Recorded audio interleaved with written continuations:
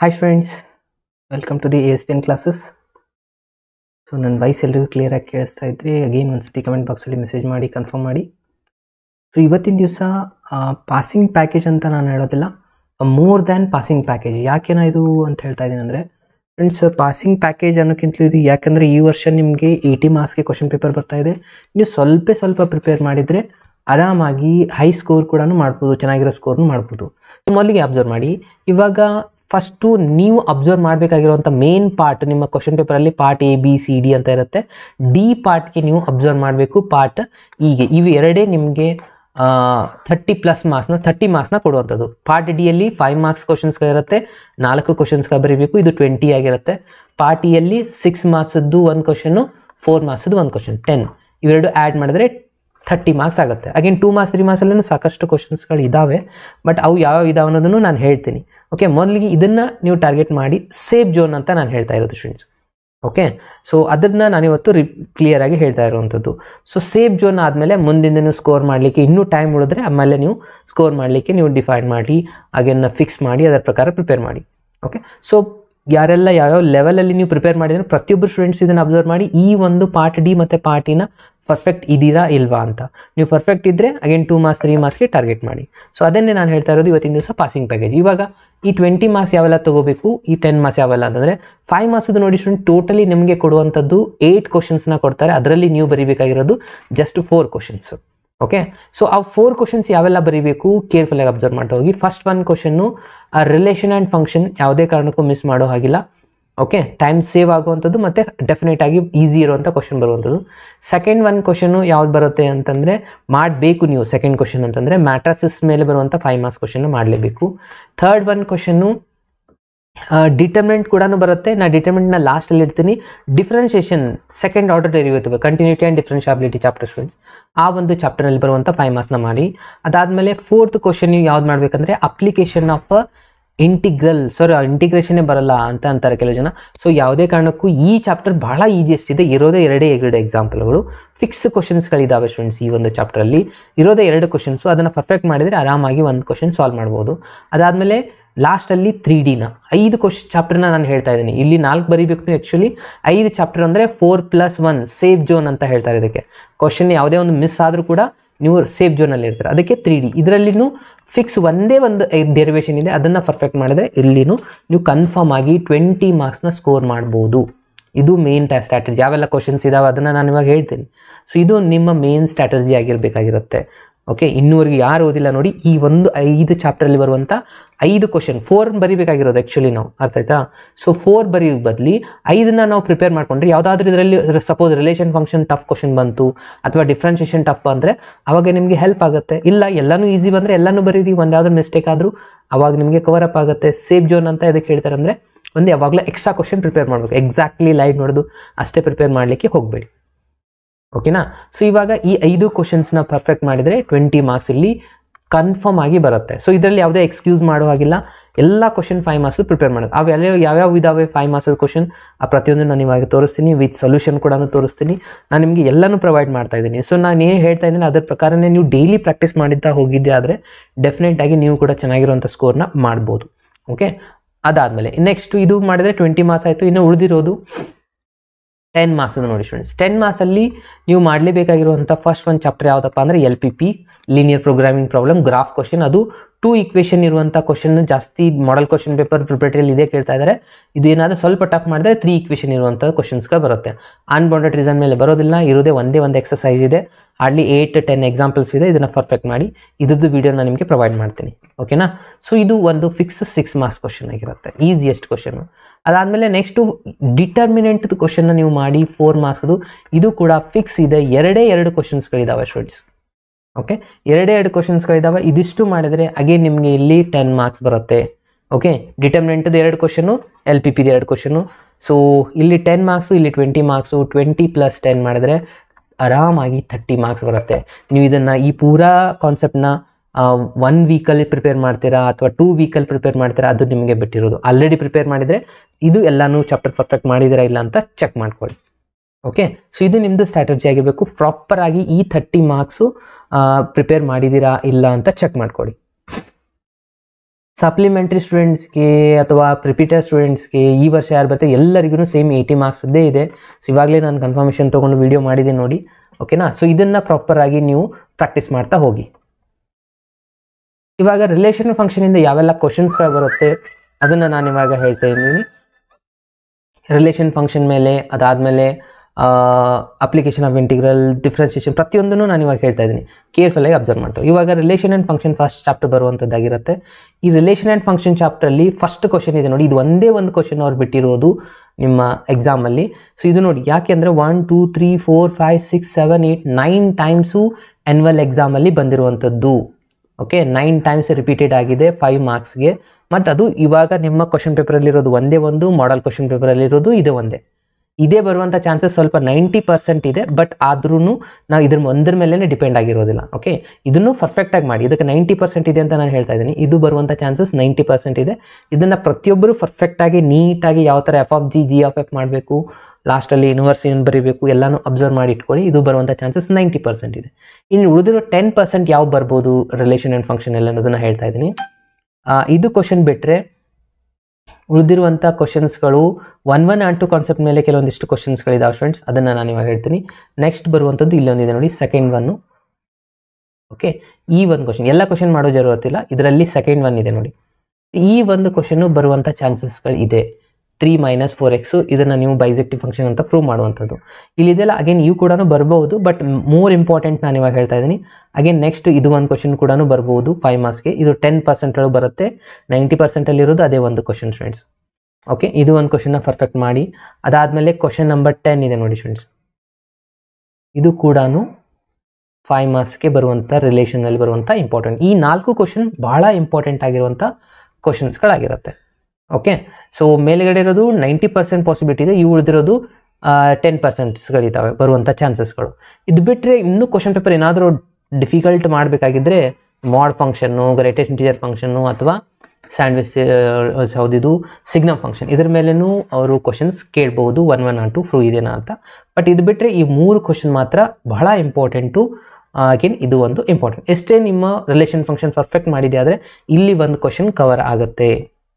Okay, ಈ PDF ಫೈಲ್ನ ನಾನು ನಿಮಗೆ ಪ್ರೊವೈಡ್ ಮಾಡ್ತೀನಿ. ಆಲ್ರೆಡಿ ಅಪ್ಲೋಡ್ ಮಾಡಿದ್ದಿದೆ ಟೆಲಿಗ್ರಾಮ್ ಗ್ರೂಪಲ್ಲಿ ಹೋಗಿ ಪಾಸಿಂಗ್ ಪ್ಯಾಕೇಜ್ ಅಂತ ಸರ್ಚ್ ಮಾಡಿ ನಿಮಗೆ ಇದು ಅವೈಲೇಬಲ್ ಸಿಗುತ್ತೆ ಫ್ರೆಂಡ್ಸ್.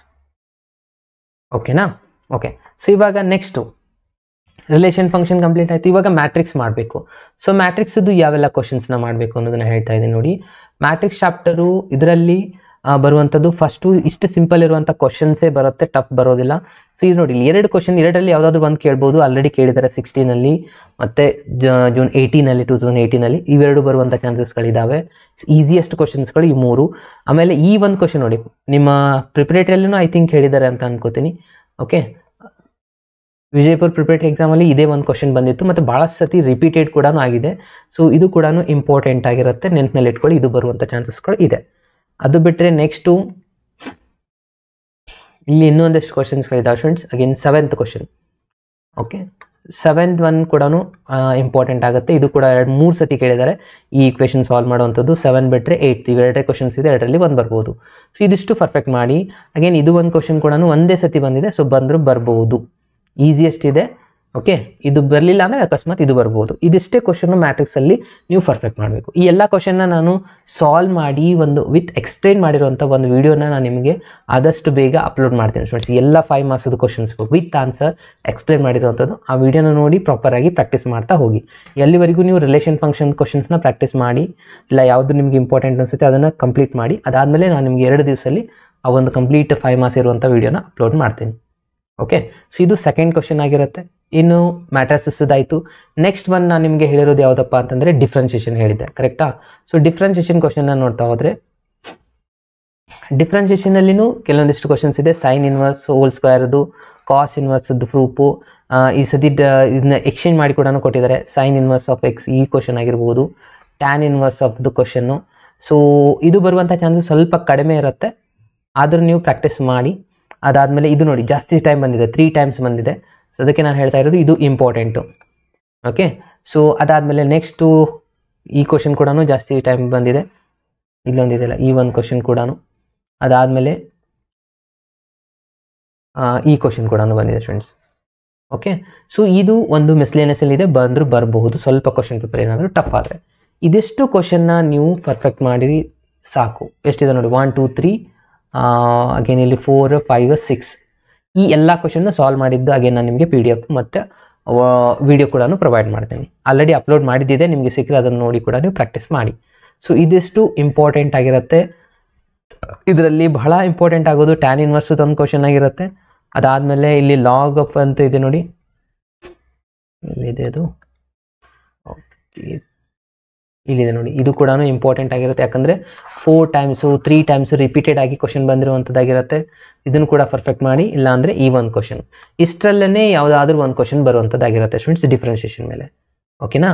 ಸೊ ಇದಾದಮೇಲೆ ನೆಕ್ಸ್ಟ್ ಒಂದು ಹೇಳಿದ್ರು ನಿಮಗೆ ಅಪ್ಲಿಕೇಶನ್ ಆಫ್ ಇಂಟಿಗ್ರಲಲ್ಲಿ, ಕರೆಕ್ಟ್ ಅಲ್ವಾ? ಸೊ ಅಪ್ಲಿಕೇಶನ್ ಆಫ್ ಇಂಟಿಗ್ರಲಲ್ಲಿ ಈ ಸತಿ ಏನು ಮಾಡಿದ್ದಾರೆ ಅಂದರೆ 2 ಕ್ವಶನ್ಸ್ಗಳನ್ನು ಇಟ್ಟಿದ್ದಾರೆ. ಸೊ ಅವೆರಡರಲ್ಲಿ ಯಾವುದಪ್ಪ ಅಂದರೆ first one find the area of the circle, find the area of enclosed by ellipse. ಸರ್ಕಲ್ದು ಇದು ಒಂದು ಕ್ವಶನ್ ಇದೆ, ಅದಾದಮೇಲೆ ಎಲಿಪ್ಸ್ದು ಒಂದು ಕ್ವಶನ್ ಇದೆ ಸ್ಟೂಡೆಂಟ್ಸ್, ಇಲ್ಲಿದೆ. ಓಕೆ, ಇಲ್ಲಿದೆ ಈ ಸೆಕೆಂಡ್ ಕ್ವಶನ್. ಇವೆರಡರಲ್ಲೇ ಒಂದು ಕ್ವಶನ್ ಬರ್ತಾ ಇದೆ. 2 ಕ್ವಶನ್ ಮಾಡೋದು ಬಹಳ ಟೈಮ್ ಹಿಡಿಯೋದಿಲ್ಲ, ಕರೆಕ್ಟಾ? ಈ ಒಂದೇ ಒಂದು ಅವರಲ್ಲಿ ನೀವು ಪ್ರಿಪೇರ್ ಕೂಡ ಮಾಡ್ಬೋದು ಈ ಎಲ್ಲ ಕ್ವಶನ್ಸ್ಗಳನ್ನ. ಓಕೆ, ಸೊ ಪ್ರಾಪರಾಗಿ ಈ 2 ಕ್ವಶನ್ನ ಪರ್ಫೆಕ್ಟ್ ಮಾಡಿ, 2ರಲ್ಲಿ 1 ಬರುತ್ತೆ ಅಂದರೆ ಸುಮ್ಮನೆ ಯಾಕೆ ಬಿಡ್ತೀರ? ಓಕೆ, ಸೊ ಮತ್ತು ಅದು ಸ್ವಲ್ಪ ಇದೆ ಕ್ಯಾಲ್ಕುಲೇಷನ್, ಎಲ್ಲನೂ ಲೈನ್ ಕೂಡ ನೀವು ಪರ್ಫೆಕ್ಟ್ ಮಾಡ್ಬೋದು. ಓಕೆ, ಸೊ ಇದನ್ನು ನೀವು ಪ್ರಾಪರಾಗಿ ಮಾರ್ಕ್ ಮಾಡಿ ಪ್ರಾಕ್ಟೀಸ್ ಮಾಡ್ತಾ ಹೋಗಿ. ಸೊ ಇದು ಒಂದು ಕ್ವಶನ್ ವಿತ್ ಸೊಲ್ಯೂಷನ್ ಇದ್ದದನ್ನು ನಾನು ನಿಮಗೆ PDF ಫೈಲ್ನು ಕೂಡ ನಿಮಗೆ ಟೆಲಿಗ್ರಾಮ್ ಗ್ರೂಪಲ್ಲಿ ಇವಾಗ ಅಪ್ಲೋಡ್ ಕೂಡ ಮಾಡ್ತೀನಿ. ಅದರ ಪ್ರಕಾರನೇ ನೀವು ಪ್ರಾಕ್ಟೀಸ್ ಕೂಡ ಮಾಡಿ. ಇದು ಫಸ್ಟ್ ಒನ್ನು, ಆಮೇಲೆ ಇದು ಸೆಕೆಂಡ್ ಒನ್. ಈ 2 ಕ್ವಶನಲ್ಲೇ ಇಂಪಾರ್ಟೆಂಟ್ ಇದೆ.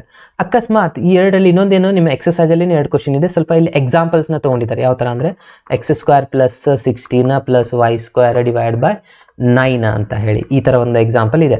ಈ ಥರ ಕೇಳಿದಾಗ ಮೊದಲಿಗೆ ಇದನ್ನು ಜನರಲಿ ಸಾಲ್ವ್ ಮಾಡಿಬಿಟ್ಟು a = ಅಂದರೆ ಇದಕ್ಕೆ ಸ್ಕ್ವೇರ್ ರೂಟ್ ಹಾಕಿದರೆ ಎಷ್ಟಾಗುತ್ತೆ? 4 ಆಗುತ್ತೆ. b = ಇದಕ್ಕೆ ಸ್ಕ್ವೇರ್ ರೂಟ್ ಮಾಡಿದರೆ 3 ಆಗುತ್ತೆ. ಸೊ ಇದನ್ನೆರಡು ಹಾಕಿ ಲಾಸ್ಟ್ ಸಿಂಪ್ಲಿಫೈ ಮಾಡಿದರೆ ಇದರ ಆನ್ಸರ್ ಎಷ್ಟಿದೆ? πab ಅಂತ ಬರುತ್ತೆ. a ಜಾಗದಲ್ಲಿ 4 ಹಾಕಿ 3 ಜಾಗದಲ್ಲಿ ಹಾಕಿ ಸಿಂಪ್ಲಿಫೈ ಮಾಡಿದರೆ 12π ಇಷ್ಟು ಮಾಡಿದರೂ ನಡೆಯುತ್ತೆ. ಪೂರ ಜನರಲಿ ಸಾಲ್ವ್ ಮಾಡಬೇಕು. ಇಲ್ಲಿ ತನಕ ಏನಿದೆ ಇಲ್ಲಿ ಲಾಸ್ಟ್ ಇಲ್ಲಿವರೆಗೂ ಸಾಲ್ವ್ ಮಾಡ್ತೀರಾ. ಓಕೆನಾ? ಇಲ್ಲಿ ತನಕ ಮಾಡಿ ಲಾಸ್ಟಲ್ಲಿ ಏನು ಮಾಡೋಕ್ಕೆ ಇಕ್ವೇಷನ್ ಬರೋದು x = 4 y = 3 ಅಂತ ಬರೋದು ಲಾಸ್ಟಲ್ಲಿ 12π ಅಂತ ಬರೆದ್ರೆ ಇಷ್ಟು ಇದನ್ನು ಕೂಡ ನಡೆಯುತ್ತೆ. ಓಕೆ, ಎಕ್ಸಾಂಪಲ್ ಕೇಳಿದರೆ ಈ ಥರ ಮಾಡಿ. ಸೊ ಇದು ಬರೋದು ಮಾತ್ರ ಈ 2 ಕ್ವಶನ್ಸ್ಗಳಾಗಿರುತ್ತೆ, ನೆನಪಲ್ಲಿ ಇಟ್ಕೊಳ್ಳಿ. ಓಕೆ, ಇದಾದಮೇಲೆ ನೆಕ್ಸ್ಟ್ ಒಂದು ಚಾಪ್ಟರ್ ಯಾವ್ದು ಹೇಳಿದೆ ನಾನು? 3D ಚಾಪ್ಟರ್ ಮಾಡಿ ಅಂತ ಹೇಳಿದೆ, ಕರೆಕ್ಟ್ ಅಲ್ವಾ? ಸೊ 3Dಯಲ್ಲಿ ನೋಡ್ತಾ ಹೋದರೆ ಇದರಲ್ಲಿ ಇರೋದು ಒಂದೇ ಒಂದು ಕ್ವಶನ್ ಫ್ರೆಂಡ್ಸ್. ಮೊದಲೆಲ್ಲ 4 ಡೆರಿವೇಷನ್ಸ್ಗಳು ಬರ್ತಾಯಿತ್ತು, ಅವು 4 ಡೆರಿವೇಷನ್ ಇಲ್ಲಿದ್ದಾವೆ ನೋಡಿ, ಕರೆಕ್ಟಾ? ಬಟ್ ಇವಾಗ 4 ಅಲ್ಲ 5 ಇದ್ದು ಮೊದಲು. ಬಟ್ ಇವಾಗ ಬರ್ತಾ ಇರೋದು ಒಂದೇ ಒಂದು, 2 ಇದ್ದಾವೆ ಬಟ್ ಒಂದೇ ಒಂದು ಜಾಸ್ತಿ ಇಂಪಾರ್ಟೆನ್ಸ್ ಇದೆ. ಮಾಡೆಲ್ ಕ್ವಶನ್ ಪೇಪರಲ್ಲಿ ಇದೆ ಇವಾಗಲೂ ಇದೆ, ಬರುವಂಥದ್ದಿದೆ. ಇದು ಒಂದೇ ಒಂದು ಕ್ವಶನ್ನ ಪರ್ಫೆಕ್ಟ್ ಮಾಡಿ. ಓಕೆ, ಸೊ ಇದು 100% ನಾನು ಹೇಳ್ತೀನಿ ಇದೇ ಬರುತ್ತೆ, ಫಿಕ್ಸ್ ಕ್ವಶನ್. ನಿಮ್ಮ ಪ್ರಿಪರೇಟರಿ ಎಕ್ಸಾಮಲ್ಲಿರುವಂಥ ಎಲ್ಲ ಪ್ರಿಪರೇಟರಿ ಕ್ವಶನ್ಸ್ನ ತೆಗೆದು ನೋಡಿ. ಓಕೆ, ಸೊ ನಾನು ಇವಾಗಲೇ ಜಸ್ಟ್ ಟೆಲಿಗ್ರಾಮಲ್ಲಿ ಎಲ್ಲ ಪ್ರಿಪರೇಟರಿ ಎಕ್ಸಾಮ್ದು ಕ್ವಶನ್ ಪೇಪರ್ನ ಹಾಕಿದ್ದೀನಿ, ಎಲ್ಲ ಸಬ್ಜೆಕ್ಟ್ದು. ಟೆಲಿಗ್ರಾಮ್ ಗ್ರೂಪಲ್ಲಿದೆ, ASPN ಕ್ಲಾಸಸ್ ಅಂತ ಟೆಲಿಗ್ರಾಮ್ ಗ್ರೂಪನ್ನು ಸರ್ಚ್ ಮಾಡಿ, ಅದರಲ್ಲಿ ನಿಮಗೆ ಸಿಗುತ್ತೆ ಎಲ್ಲ ಸಬ್ಜೆಕ್ಟದ್ದು ಪ್ರಿಪರೇಟರಿ ಎಲ್ಲ ಡಿಸ್ಟಿಕ್ದು. ಆ ಒಂದು ಗೂಗಲ್ ಡ್ರೈವಲ್ಲಿ ಇರುವಂಥ ಒಂದು ಲಿಂಕ್ನ ನಾನು ನಿಮಗೆ ಪ್ರೊವೈಡ್ ಮಾಡಿದ್ದೀನಿ. ಅದನ್ನು ತೊಗೊಂಡು ಡೌನ್ಲೋಡ್ ಮಾಡಿಕೊಂಡು ಅದನ್ನು ಪ್ರಾಕ್ಟೀಸ್ ಮಾಡಿ. ಓಕೆ, ಸೊ ಇದು ಒಂದೇ ಒಂದು ಡೆರಿವೇಷನ್ ರಿಪೀಟೆಡ್ ಆಗಿ ಕೇಳುವಂಥದ್ದು.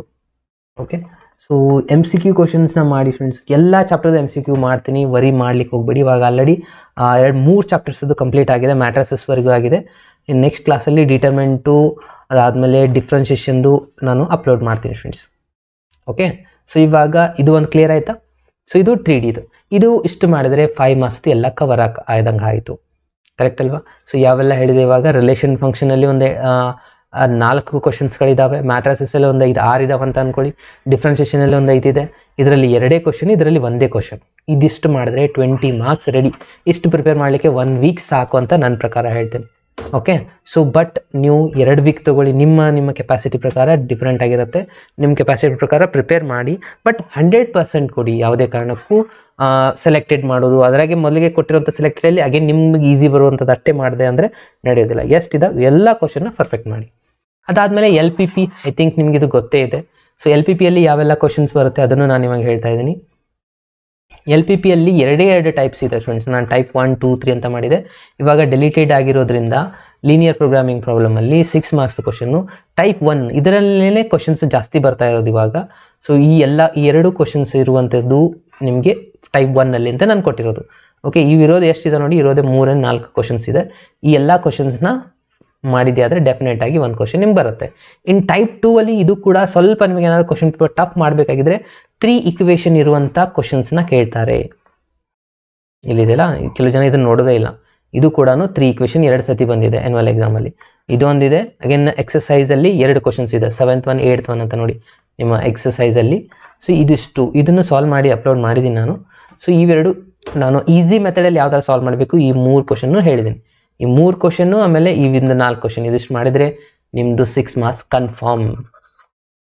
ಓಕೆ, ಇದಾದಮೇಲೆ ನೆಕ್ಸ್ಟು 4 ಮಾರ್ಕ್ಸದ ಕ್ವಶನ್ ಅಂತ ನಾನು ಹೇಳ್ತಾ ಇದ್ದೆ.